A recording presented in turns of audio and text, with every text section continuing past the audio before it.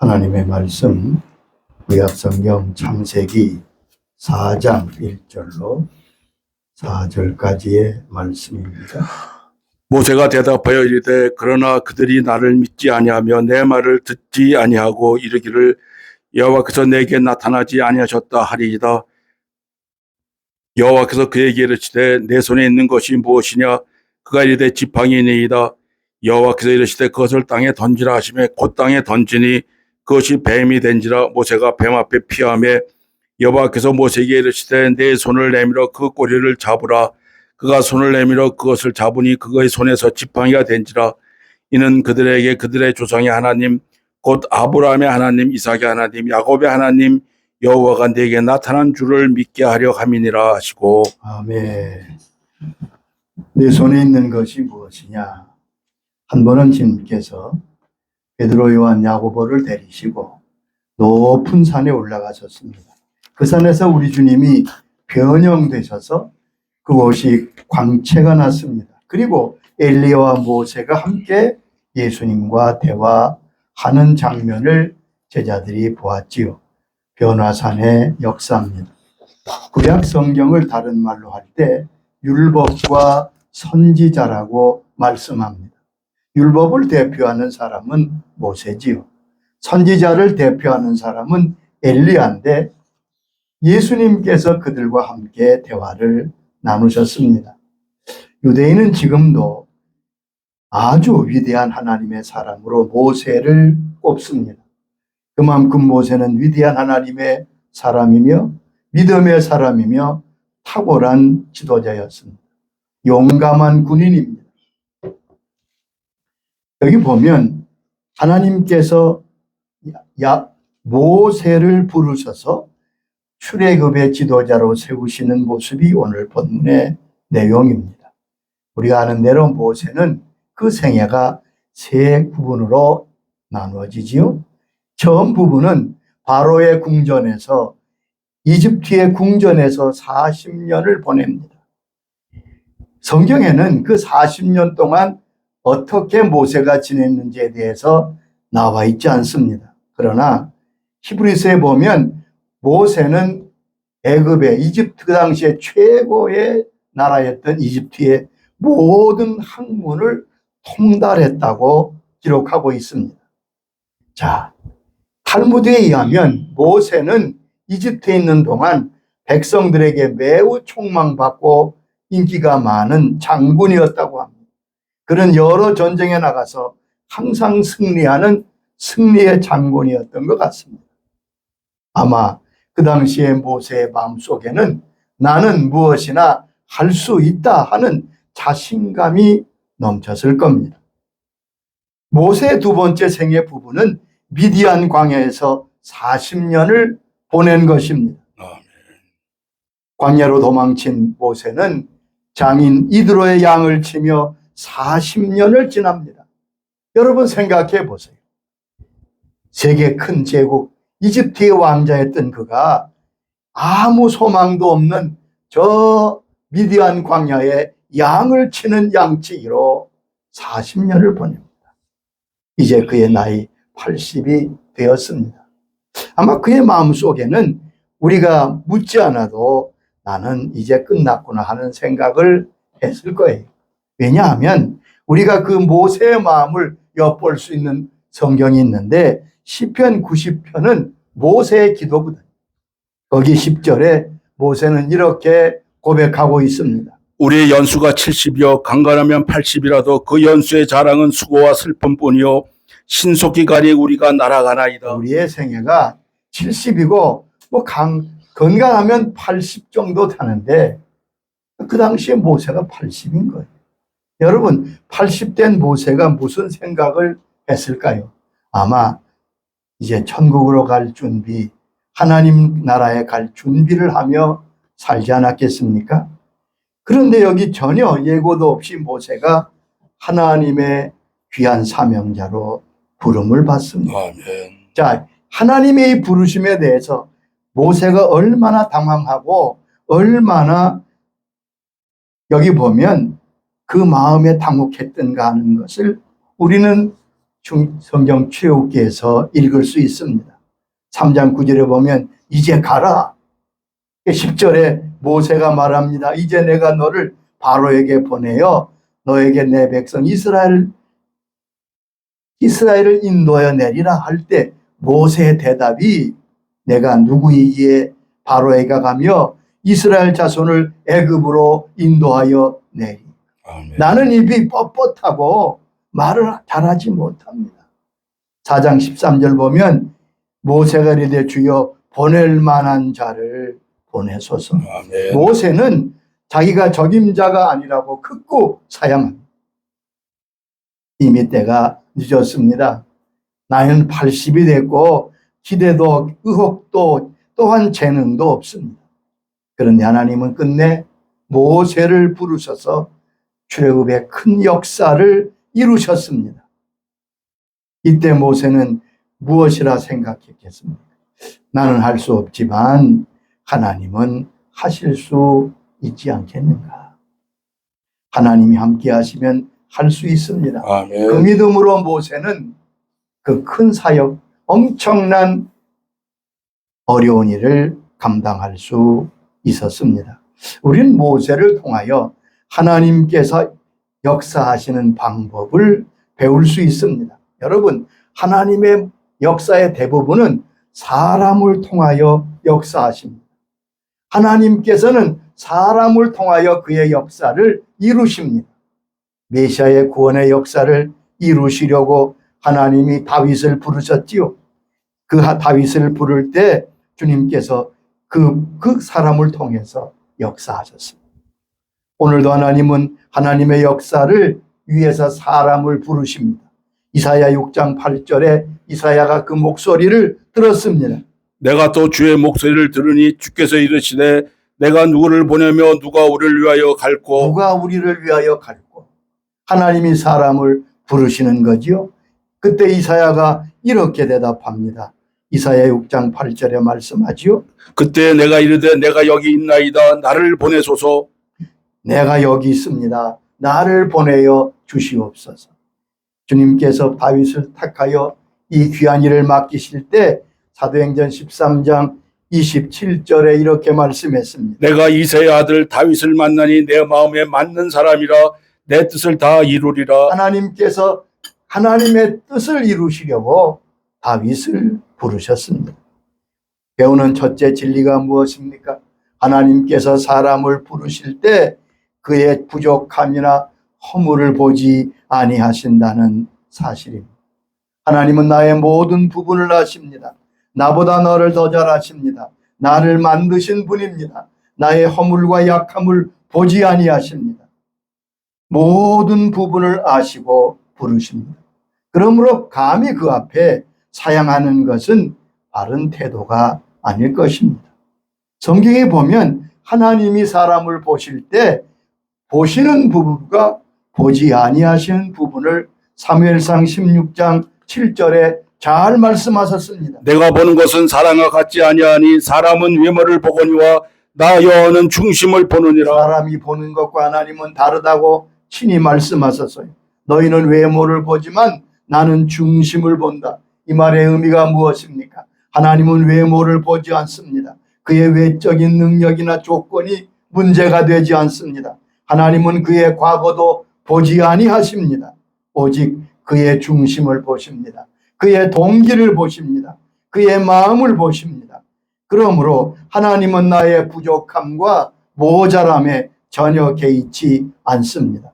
우리의 부족과 연약과 허물이 하나님의 맡기신 일을 감당하는데 아무 문제가 되지 않습니다. 그러므로 하나님 앞에 우리는 내 모습 그대로 순종하는 것을 배워야 합니다. 성경은 이렇게 말씀합니다. 고린도전서 1장 27절에 말씀하시지요. 하나님께서 세상에 미련한 것들을 택하여 지혜 있는 자들을 부끄럽게 하려 하시며 세상에 약한 것들을 택하사 강한 것들을 부끄럽게 하려 하시며 이는 아무 육체라도 하나님 앞에서 자랑하지 못하게 하려 하십니다. 하나님께서 약하고 부족한 자를 부르셔서 아무도 자랑하지 못하게 하려 함이라고 말씀했습니다. 또한 두 번째 진리가 무엇입니까? 하나님은 하나님의 뜻을 이룰 사람을 훈련시키십니다. 하나님은 자연인 그대로를 누구도 사용하신 일이 없습니다. 하나님은 하나님의 사람을 훈련하십니다. 단련하십니다. 여러분, 자연인 모세는 대단한 인물입니다. 애굽의 모든 학문을 통달했습니다. 위대한 군인입니다. 그러나 당대의 최고의 지성인이며 용감한 사람이었지만 그것으로 하나님의 일을 감당할 수는 없었습니다. 40년간 광야에서 다시 하나님은 모세를 훈련시킵니다. 여러분, 광야는 아주 좋은 하나님의 학교입니다. 광야를 광야 학교라고 우리는 부르지요. 세상의 어느 학교에서도 배우지 못하는 것을, 그 놀라운 진리와 영성을 이 광야에서 배우게 됩니다. 하나님은 모세를 40년 광야에서 훈련시키셨습니다. 그래서 하나님이 쓰시는 사람, 하나님의 주시는 사역을 감당할 준비를 시키셨습니다. 그러면 모세가 광야에서 무엇을 배웠습니까? 무슨 훈련을 했습니까? 첫째는 낮아지는 훈련을 하게 되었습니다. 무명인사가 되는 것입니다. 모세는 이집트의 왕자입니다. 모든 사람이 우러러보고 따르는 사람입니다. 부귀영화와 권력의 사람입니다. 그런데 광야의 모세는 아무것도 아닙니다. 아무도 알아주지 않습니다. 여러분, 그가 한 일이 무엇이지요? 양을 치는 거 아니에요. 하루 종일 말 못하는 양과 함께 지납니다. 이야기할 사람도 없습니다. 하나님은 광야에서 모세를 낮추십니다. 모세를 아무것도 아닌 사람으로 만드십니다. 광야길에 40년을 이스라엘 백성이 걸었지 않습니까? 왜 애굽에서 바로 가나안 땅으로 들여버리지 아니하시고 40년간을 광야로 걷게 하셨습니까? 이사야 신명기 8장 2절에 이렇게 말씀하셨습니다. 내 하나님 여호와께서 이 40년 동안에 내게 광야길을 걷게 하신 것을 기억하라. 이를 너를 낮추시고 시험하사. 여기 보면 너를 낮추시고, 이스라엘 백성들 결국 너를 낮추시고, 광야는 낮아지는 곳입니다. 하나님이 광야를 걷게 하셨습니다. 이집트의 왕자를 양치기로 만드셨습니다. 그를 낮추셨습니다. 그래서 쓰실 수가 있었습니다. 하나님의 사람은 누구나 광야를 지납니다. 여러분, 광야의 목적이 무엇이라고요? 낮아지게 하는 데 있습니다. 물이 낮은 곳으로 흐르듯이 하나님의 은혜와 은총은 낮은 곳으로 흐르기 때문에 그렇습니다. 아멘. 여러분, 광야에 서 있습니까? 속히 낮아지시기 바랍니다. 낮아지면 광야는 빨리 통과합니다. 아멘. 그러나 교만하고 낮아지지 않으면 광야의 기간은 길어질 것입니다. 낮아져야 하나님의 은혜가 임합니다. 광야는 낮아지는 곳입니다. 두 번째, 광야에 모세는 인내를 배웠습니다. 모세가 광야에서 무엇을 배웠겠습니까? 광야에서 인내를 배웠습니다. 모세는 자신만만했습니다. 자기 민족을 해방하기 위해서 애굽 사람을 죽인 것처럼 속히 그 일을 이루고 말겠다고 생각했을지. 그러나 광야 40년의 역사는 하나님의 때를 기다리는 인내를 훈련받아야 했습니다. 아멘. 하나님의 사람은 반드시 인내의 훈련을 받아야 됩니다. 인내가 매우 중요합니다. 성경은 모든 성품 가운데 인내가 얼마나 중요한가를 우리에게 잘 가르쳐 주십니다. 첫째, 인내하는 자를 열매를 맺는다고 했습니다. 인내할 때 우리가 열매가 맺힙니다. 씨 뿌리는 비유에서 주님은 열매 맺는 밭에 대해서 누가복음 8장 15절에 말씀하셨습니다. 좋은 땅에 있다는 것은 착하고 좋은 마음으로 말씀을 듣고 지켜 인내로 결실하는 자니라. 좋은 땅에 너희가 있느냐? 그 좋은 땅에 열매 맺는다는 것은 착하고 선한 마음으로 말씀을 받고 지키어 인내로 결실하는 자입니다. 시간이 필요하단 말입니다. 기다림이 필요합니다.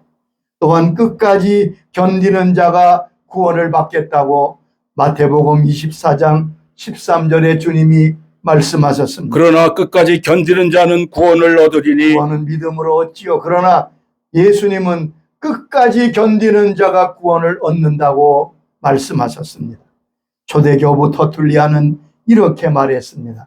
마지막 믿음에서 떨어지는 사람이 너무 많습니다. 잘 나가다가 마지막에 떨어진다는 거예요. 그래서 인내로 끝까지 견디는 자가 구원을 받습니다. 또한 인내하는 자가 하나님의 약속을 받습니다. 히브리 10장 36절에 말씀했습니다. 너에게 인내가 필요하면 너희가 하나님의 뜻을 행한 후에 약속을 받기 위함이라. 여기 보면 너희가 인내가 왜 필요하느냐? 하나님의 약속을 받고 하나님의 뜻을 행한 후에 그 약속이 이루어지려면 인내가 필요하다. 여러분 기도하십니까? 기도가 잘 이루어지지 아니하십니까? 인내해야 됩니다. 아멘. 하나님의 때에 반드시 이루십니다. 하나님은 심은 것을 거두게 하시는 분이십니다. 또한 하나님은 인내하는 자를 복되다고 하셨어요.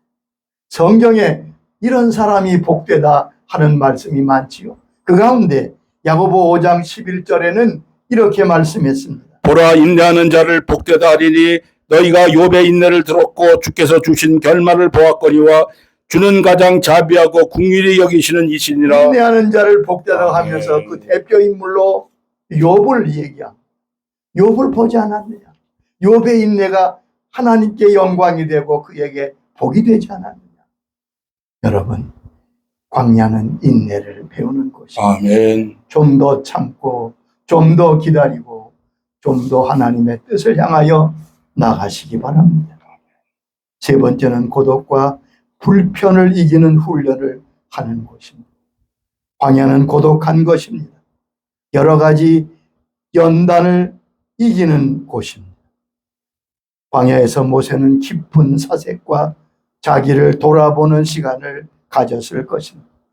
여러분, 광야의 거칠고 험한 그 길을 이 모세가 40년간 친히 감당했기에 이스라엘 백성들을 40년 동안 인도할 수가 있었습니다. 누구나 광야가 있습니다. 광야가 있기에 희망이 있는 것입니다. 광야를 통하여 하나님이 우리를 단련하시고 훈련하십니다. 욥은 그렇게 고백했지요. 자기가 당하는 고난을 이렇게 고백했습니다. 나의 가는 길을 오직 그가 하시나니 그가 나를 단련하신 후에는 정금같이 나오리라. 아멘. 그렇습니다. 이제 훈련받은 모세를 하나님이 부르십니다. 하나님은 모세에게 크고 엄청난 사명을 주시면서 아무것도 따로 주시지 않았습니다. 여러분, 그 당시에 최강국 이집트와 맞서려면 막강한 군대가 있든지 엄청난 무기가 있어야 되지 않겠어요? 그런데 하나님은 아무것도 주시지 않았어요. 우리 이걸 좀 잘 봐야 됩니다. 뜻밖의 말씀을 하십니다. 모세야, 내 손에 있는 게 뭐냐? 하나님 물으시는 거예요. 내 손에 있는 것이 무엇이냐? 내 지팡이입니다. 그것으로 충분합니다. 그것을 가지고 가서 이 귀한 사명을 감당합니다. 양을 치기 위해 들고 있었던 그 지팡이를 가지고 애굽으로 가라는 것.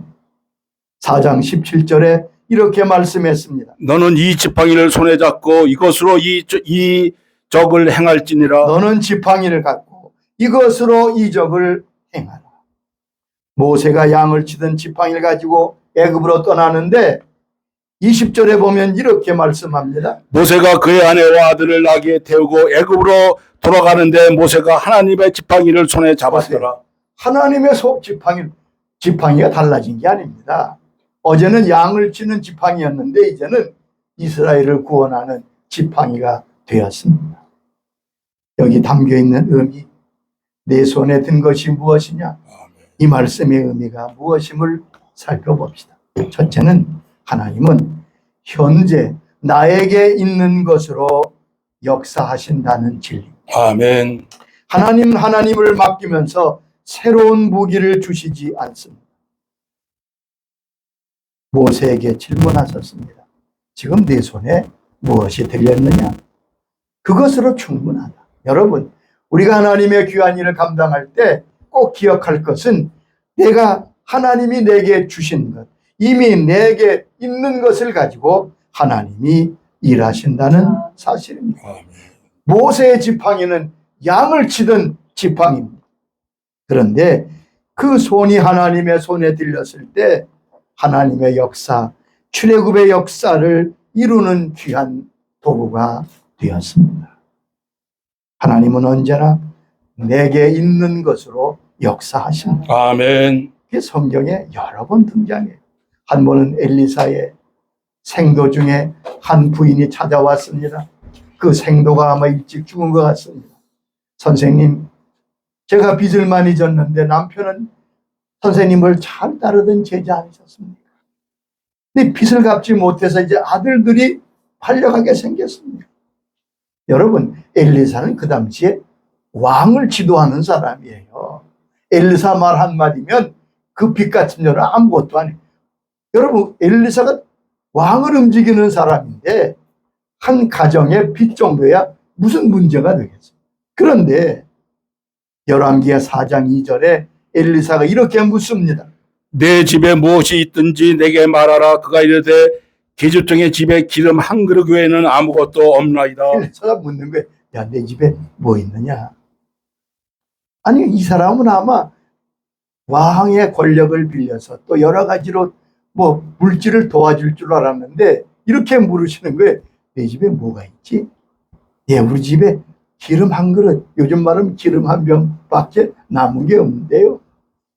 근데 어떻게 했어요? 그래, 그릇을 많이 빌려다가 문을 닫고 거기 기름을 부어라. 엄청난 기적이 그 남아있는 기름을 통해서 일어났습니다. 그리고 그것을 팔아 문제를 해결하게 되었습니다. 과거에도 그렇게 역사하셨어요. 주님이 베세다 광야에서 말씀을 전하셨지요. 많은 사람이 배고파서 지쳐 있습니다. 주님께서 그때 뭐라고 하셨어요? 너에게 무엇이 있느냐? 여기 보리떡 5개, 물고기 2마리가 있습니다. 그거 가지고 주님께서 오병의 역사를 이루셨습니다. 여러분, 이 진리를 꼭 기억하세요. 하나님이 일하실 수 있는 모든 것이 이미 우리에게 주어졌습니다. 미국의 어떤 청년이 갑자기 사고가 나서 눈을 보지 못하게 되었습니다. 그는 하나님 앞에 간절히 기도합니다. 하나님, 이제 내가 눈도 보지 못하는데 나의 생애를 어떻게 살으면 되겠습니까? 기도하는데 하나님이 마음속에 그러시는 거예요. 얘야, 내게 남은 것이 무엇이냐? 눈이 없어요. 여러분, 눈을 못 보면 무슨 일을 하겠습니까? 하나님이 이렇게 물으시는 거예요. 내게 남은 게 뭐냐? 깊이 생각하니까 눈이 감기가 나서는 아주 정신이 맑아지고 집중적으로 깊이 생각하는 게 생겼어요. 하나님, 맑은 정신과 깊은 생각이 제게 있습니다. 하나님이 말씀합니다. 녹음기에 너의 깊은 생각을 다 녹음해라. 그것으로 책을 출판해라. 이 청년은 하나님의 인도함을 따라서 그때부터 비록 눈이 보이지 않지만 녹음기에 그 주님 주시는 말씀과 생각을 녹음해요. 책을 발간합니다. 그것이 세계적인 베스트셀러가 되었습니다. 나는 이제 외롭지 않다 하는 책을 그분이 썼습니다. 한 번은 노만 빈세트 목사님에게 53세 된 남자가 찾아오셨어요. 목사님, 나는 사업에 실패하고 모든 것을 잃었습니다. 이제 제게 남은 것은 아무도 없습니다. 아주 절망 중에 왔어요. 근데 목사님이 종이를 하나 꺼내더니 자, 이제 제가 묻는 말에 대답하시고, 첫째, 아내가 있습니까? 예, 평생 저와 함께 동행하는 아내가 있습니다. 아내. 자녀가 있습니까? 예, 아들 둘이 있는데 아주 착한 놈들입니다. 착한 자녀. 친구가 있습니까? 의리 있는 친구 몇 명이 있습니다. 건강은 어떻습니까? 자리에 누워 앓은 적이 거의 없습니다. 하나님을 믿습니까? 예, 주님, 나는 하나님을 믿습니다. 목사님이 쓴 것을 읽습니다. 좋은 아내, 착한 자녀, 의리 있는 친구, 건강한 몸, 하나님을 믿는 믿음. 당신은 잃은 것보다 남은 것이 더 큽니다. 이분은 큰 용기를 가지고 돌아가고 그 후에 다시 재기하고 승리하여 소식을 전해 왔다고 합니다. 여러분, 지난날 다 잊으시기 바랍니다. 지금 내 손에 든 것이 무엇이냐? 주님 말씀하십니다. 두 번째 진리는 내 손으로 할 수 있는 것을 찾으라는 말씀입니다. 이 말씀은 내 손으로 할 수 있는 것이 무엇이냐 묻고 계시는 거죠. 실패하는 자는 항상 내가 할 수 없는 것에 집중합니다. 내가 할 수 있는 건 제쳐놓고 내가 할 수 있는 건 시시하게 여기고 내가 할 수 없는 것만 찾아요. 그런 사람 꼭 넘어지더라고요. 하나님은 작은 일을 통해서 큰 역사를 이루시는 분입니다. 지금 모세는 지팡이를 가지고 하나님의 사역을 감당하는 거예요. 여러분, 다윗은 골리앗과 싸우러 나갈 때 사울왕이 펴준 그 갑옷을 다 벗어버리고 작은 물맷돌을 가지고 나가 골리앗을 이깁니다. 70년대에 어느 시골의 작은 소녀가 서울로 올라가게 됐습니다. 서울에서 어느 집에 일하면서 교회에 나오게 되었습니다.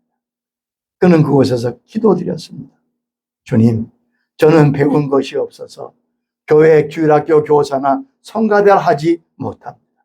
어떻게 하면 저도 주 앞에 헌신할 수 있을까요? 그랬더니 주님께서 물으시는 거예요. 내가 자유로운 시간이 언제쯤이냐? 저는 밤 10시가 일이 끝나는데 밤 10시 되면 좀 자유롭습니다. 그리고 그 마음에 알려줘. 그러면 너는 그 시간에 와서 교회 청소를 할 수 있지 않냐? 이 소녀는 정말 하나님 주신 대로 마음속에 자기가 할 수 있는 일. 그가 뭐 배운 것이 없으니까 교사도 못하고 성가대도 못하지만 밤 10시에 모든 집안일이 끝나면 교회 와서 기도하며 청소를 시작합니다. 어느 날부터 교회가 깨끗해졌습니다.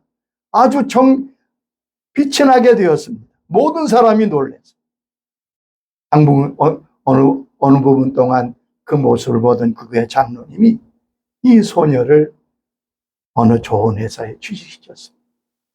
이분이 그곳에서 귀한 신랑을 만나고 좋은 가정을 이루어 간증하는 것을 제가 읽었습니다. 여러분, 내가 할 수 있는 것을 통하여 하나님은 일하십니다. 세 번째는 내 것을 주께서 쓰시도록 하라는 말씀입니다. 모세의 지팡이가 하나님의 지팡이가 되었습니다. 모세가 쓸 때는 양을 치는 도구였지만 하나님이 그의 지팡이를 사용하실 때는 그 지팡이로 홍해가 갈라지고 그 지팡이로 칠 때 반석에서 물이 솟아나오고 기적의 지팡이가 되었습니다. 지팡이가 달라진 게 아니잖아요. 내가 쓰면 나의 능력, 나의 한계, 내 이상 되지 못합니다. 그러나 하나님이 쓰시면 하나님의 역사가 이루어지게 될 것입니다. 내가 가진 적은 것, 그것이 주님 손에 들려서 보리떡 5개, 물고기 2마리, 한 어린아이의 한 끼 식사지만 그것을 주님 손에 드렸을 때 5,000명이 먹고도 12광주리가 남는 이적을 우리는 보게 되었습니다. 인도의 유명한 헌신산 데레사 수녀가 언제나 그런 말을 했다고 그래요. 아무 도움 없이 어려운 인도 사람을 위해서 헌신할 때 때로는 옆에서 비웃고 염려합니다. 당신이 뭘 할 수 있냐고. 이때 그는 이렇게 항상 말을 했다고 합니다. 이 연약한 테레사의 손으로는 아무것도 할 수 없습니다. 그러나 내가 하나님 앞에 이 손을 들였더니 이 손으로 날마다 하나님이 하시는 놀라운 큰 역사를 볼 수 있었습니다. 이 손에 있는 것이 무엇이냐? 모세에게 묻듯이 오늘 하나님 우리에게 물으십니다. 내 손에 든 것을 주님께 드려서 주님께서 모세를 통하여 일하셨던 거죠. 크든 작든 저와 여러분을 통해서 하나님의 역사를 이루시는 그러한 축복된 인생이 되시길 주의 이름으로 축원합니다. 아멘. 주님 감사합니다. 실이 차고 절망하고 다시는 소망이 없다고 생각하고 있는 모세에게 주님은 그를 일으키시며 내 손에 있는 게 뭐냐? 주님께서 그 지팡이를 통해서 모세에게 하나님의 귀한 사명을 감당하게 하시고 영광을 받으신 것을 감사합니다. 저희도 가진 것도 없고 하나님 앞에 사람 앞에 내세울 것 없지만 하나님은 그런 것을 보지 아니하시고 오늘도 동일하게 물으십니다. 네 손에 있는 것이 무엇이냐? 주님, 제가 가진 것을 통하여 하나님이 역사하여 주시옵소서. 아멘. 하나님, 내가 가질 때는 내 것이지만 이것이 주님 손에 들렸을 때 되어지는 역사를 바라본 모세처럼 저희도 헌신하며 순종하고 걸어가는 저희들 되게 하여 주옵소서. 아멘. 광야 중에 있는 하나님의 자녀들을 기억해 주소서.